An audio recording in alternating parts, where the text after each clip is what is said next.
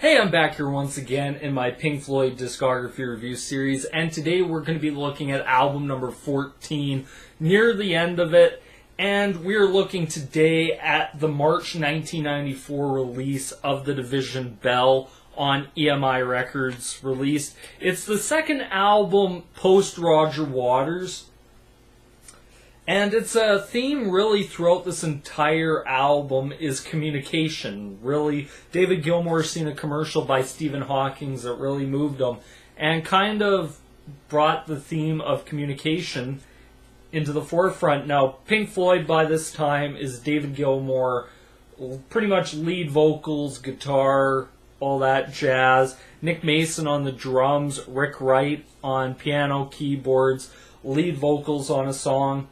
And I put Guy Pratt because pretty much like during the A Momentary Lapse of Reason tour, he was pretty much playing the bass parts. And on Pulse, he's doing the same thing. So I said, he's pretty much a member of Pink Floyd anyway. But anyway, let's get on with it. So the album starts off with Cluster 1. I like the atmospheric intro to it and how it really builds. I like the piano, followed by a slide guitar, which isn't really done very much in Pink Floyd. Post, I want to say Wish You Were Here. Like, Wish You Were Here actually had a slide part during Shine On You Crazy Diamond. If you've ever seen David Gilmour play that stuff live, you'll see that there's slide in it, and it's really well done. But it was also used on a lot of earlier records. But on this it worked very well. It has a very somber feel to it. I like the many guitar parts in it. Like, you can hear distinctively different guitar things going on all at the same time. As a guitar player such as myself, I quite enjoy that stuff. And I like how the drums come in at the end very subtly and kind of build the song a little bit until it goes into the next song, song number 2. What Do You Want From Me? It's a blues rock song, something David Gilmour was, I think, doing a little bit more around this time. I like the funky intro followed by the guitar solo. And I love the vocals. It has some very dark lyrics that almost think, is he singing about the fans? Stuff like playing the strings till my fingers are gone type stuff. And it kind of made me, like, some of the lyrics made me think, is he talking about the fans here? And I like the use of the background, or the female singers throughout this album. And I like how they're like, it's so hard to please. What do you want from me? They give that really good, how do I put this, just dynamic to the song. And of course, I like the solo to this. I love a bunch of guitar fills once he goes into that final little bit of the song. And I like how it really ends abruptly, which is something that works well on this. Song number 3, Pulls Apart. I like the fact it's acoustic. The last couple songs, electric, very heavily electric guitars, so an acoustic, soft feel. I like how the intro builds. I love David Gilmour's vocals on this. It's more than just that blues rock. It shows a dynamic range that he really has and is really good at. I like how the first verse kind of sounds like it's about Syd Barrett. Second verse sounds like it's kind of about Roger Waters. I know David Gilmour disputes this, and on a bunch of songs that it's like, no, we weren't talking about Roger Waters, but hey, what do I know? I like the slide section in it. I like the repeating part in it. You hear like this, did you know, did you know? That's kind of like a callback to Animals with a drag down by the stone that you heard throughout Animals. I like the tempo change. That kind of goes into this kind of whimsical part to the song. And it also has this kind of sinister feel underneath.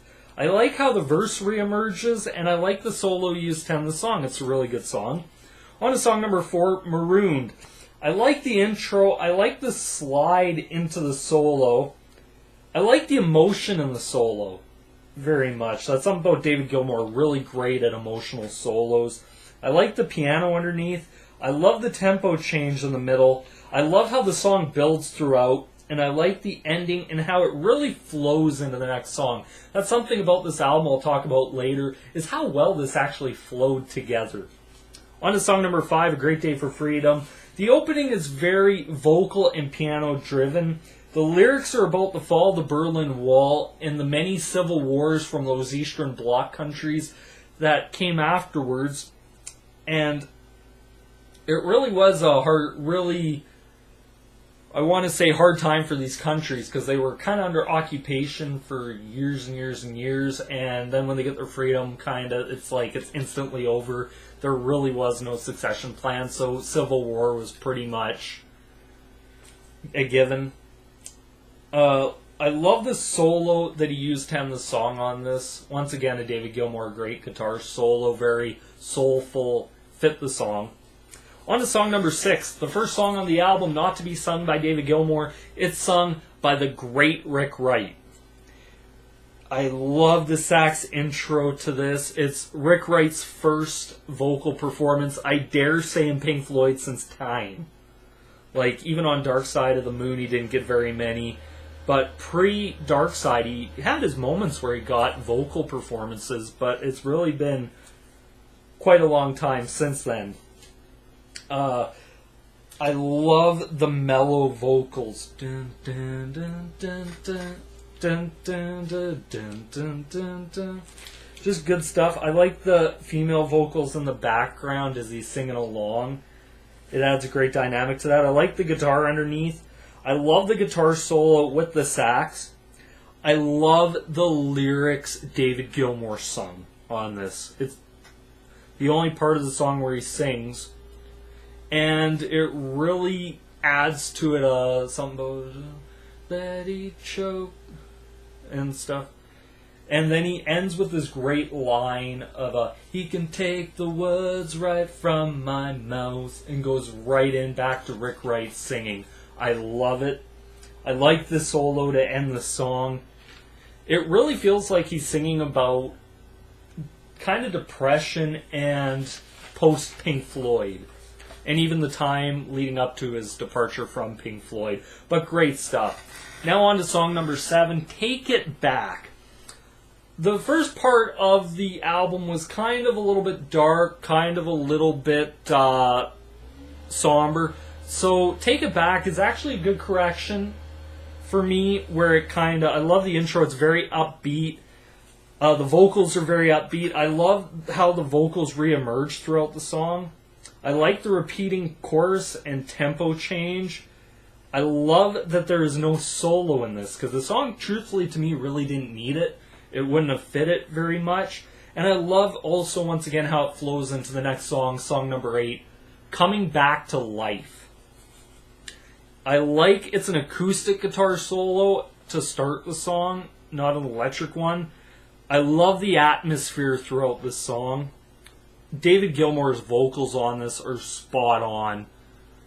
Just great stuff. Where were you when I was burned and I was broken? I love the lyrics throughout this. I love how it goes from this very somber, going through like that first little bit of vocals, and then I'm staring straight into the shining sun, and then bam, it just picks up right there. It really feels like a bunch of songs on this that it's like talking kind of about depression and stuff. I love the solo and how the vocals re-emerge just briefly and then goes right back into an ending solo by David Gilmour. Just great stuff. On to song number 9, Keep Talking, which was actually originally, it was an advertisement for Stephen Hawkins commercial advertisement thing for something that led to David Gilmour actually really wanting to use it. I like the ambient intro into Hawkins' voice. I love the guitar underneath. Love the bass lines underneath this. I love how it's more spoken vocals by David Gilmour. Like, there's a silence around me. I can't seem to think straight. Kind of that stuff. I love the female vocals and how they're fighting back. Should I speak now? Why won't you talk to me? And stuff like that. It's kind of like it's fighting throughout the song, and it just adds to it another dynamic. I love the solo to it. I especially love the talk box part. I'm a sucker for talk box stuff. Has another Stephen Hawkins part. I love how the song ends without a solo as well, because really it didn't need it. On to song number 10, Lost for Words. I like how it sounds like somebody's walking in and just throwing the keys. Like they're so mad they're throwing the keys.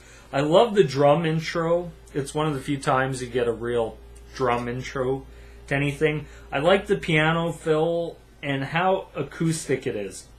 I like the feel of the song overall. I love David Gilmour's vocals. Love the lyrics.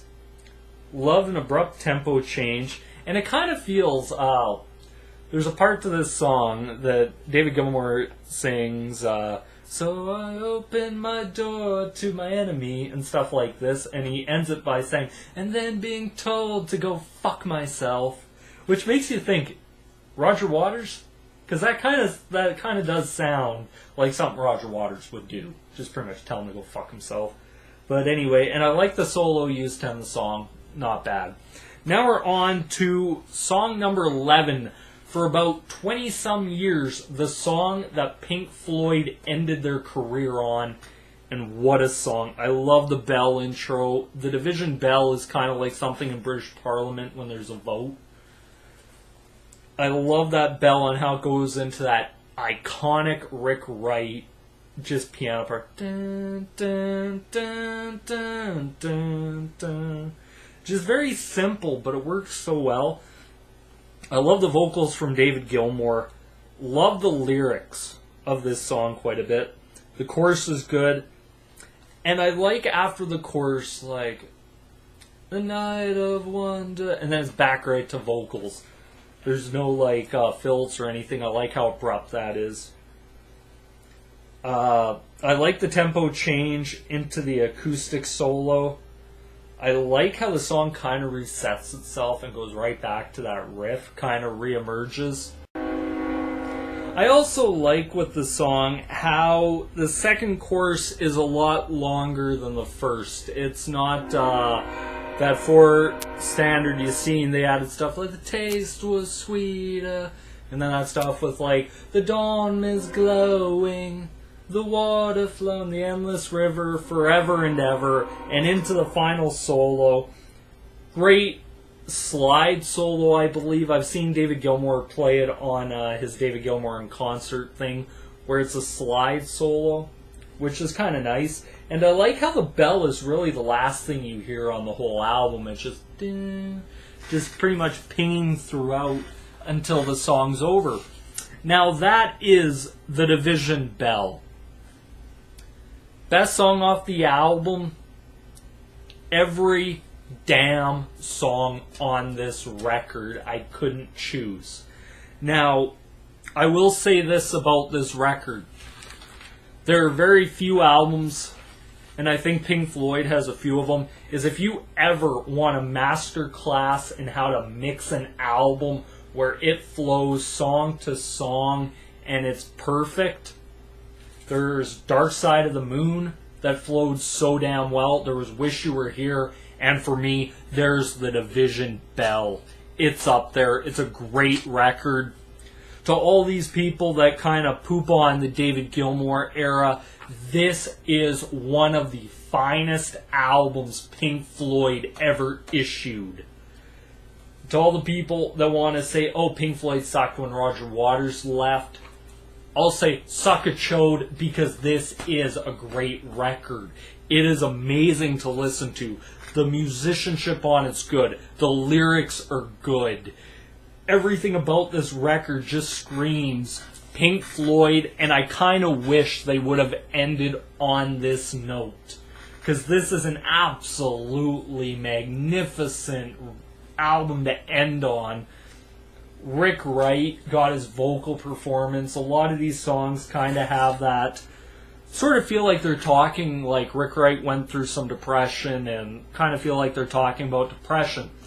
Now, this album did go #1 in the UK and in the United States.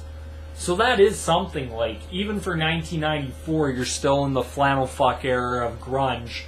Pink Floyd released a record that just killed it musically, man. I just can't get over it. This, to me, is an absolutely highly recommended, stellar album. This is probably one of my favorite albums to listen to. To me, it's their best work since Wish You Were Here. And I know that's a bold statement because a lot of people like Animals, they like The Wall. To me, this is their best work, album start to finish, since Wish You Were Here. The production's good, the music's good. Ended on the right note. I don't have a complaint about the record. To me, it's one of my all-time favorites. But anyway, if I had to give it a rating out of 5, you know where I'm going. 5 out of 5. Highly recommended. That's Pink Floyd. Got one more album left to do. Oh boy. But anyway, that's my thoughts and opinions. I'd like to hear what you guys think of the album. Am I overrating the crap out of it? Do you like it? Do you hate it? I want to hear it down below. This is me here once again signing out. Peace.